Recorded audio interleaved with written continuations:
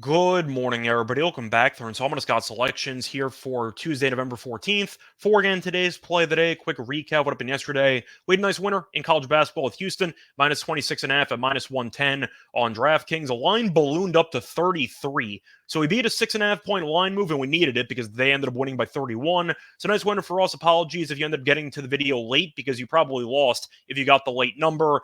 It's a good example of why I really don't do many college basketball videos. I used to do them a lot more a couple years ago, but I realized the college basketball lines move more heavily overnight than any other sport. So I realized most of the time if I post an episode at like 4 a.m. because I think a line's going to move, and then you watch it at like 10 a.m., you probably missed about 5 points. It happens all the time in college basketball, which is why I normally stay away from it. But I really liked the spot yesterday, so I had to give it out. I knew 26.5 was way too short, and we won. So either way, look for a winner here on Tuesday. And for today's play of the day, going back to hockey, and look at a game between the Panthers and the Sharks taking place at around 10:30 p.m. Eastern time.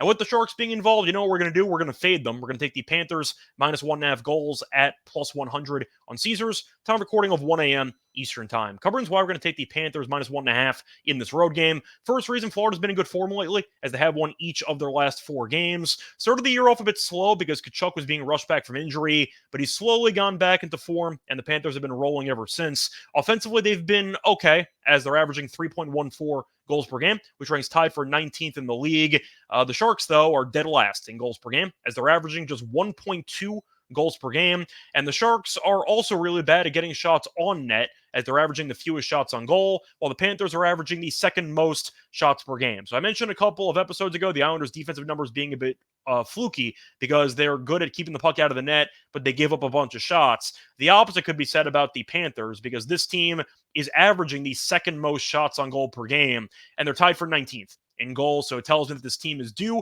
for some positive regression. And we've started to see that as the Panthers have scored at least 4 goals in each of their last 4 games. Meanwhile, the Panthers are also very good defensively, as the Panthers are allowing just 2.86 goals per game, which ranks tied for the 9th fewest in the league, while the Sharks are allowing 4.4 goals per game, which is the most in the league. So I mentioned a second ago about fluky stats.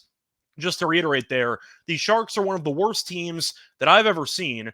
They're last in goals, they're last in shots on goal, and they're also allowing the most goals per game while also allowing the most shots per game. So all of the Shark stats are correlated. They're getting outshot on average by 14 shots a game, which is absolutely nuts. But the point is, Florida should be able to outshoot San Jose by double digits in this game. And I think as a result, they should be able to score enough goals in order to cover this matchup, because the only way the Sharks win, we saw it against the Flyers and the Oilers, they need their goalie, mostly Blackwood, to be absolutely otherworldly in order to win. And if that doesn't happen, they're screwed. Now, to go through the actual price for Florida in this matchup, Florida is around minus 267 on the money line, yet the puck line is only even money, which tells me you're saving about $2 and change with the puck line.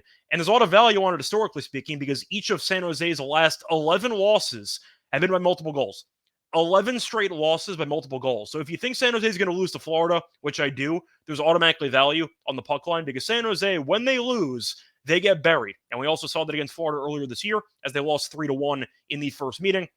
But going through the actual historical stats here, or trends, I should say, the Panthers have been very good at traveling to San Jose, as the Panthers are 10-1 straight up in the last 11 meetings in San Jose. But you're looking at a Panthers team that peppers opposing goalies with shots. They're very good defensively. They made the Stanley Cup final last year, and they're against the worst team, arguably of all time. And it's even money. I think that's insane. Once again, if Blackwood stands on his head and keeps the game close, it is what it is. Even if they're only up 1, they're going to have to pull Blackwood with about 2 minutes to go, and you might get empty net draw. But the point is, the Panthers are a very good hockey team. The Sharks are god-awful. And as long as Blackwood does not turn into Dominik Hasek again, we should get the win. And at even money, it is a very good price. Play that once again here for Tuesday, November 14th is going to be on the Panthers minus 1.5 goals at even money on Caesars. Bye, everyone.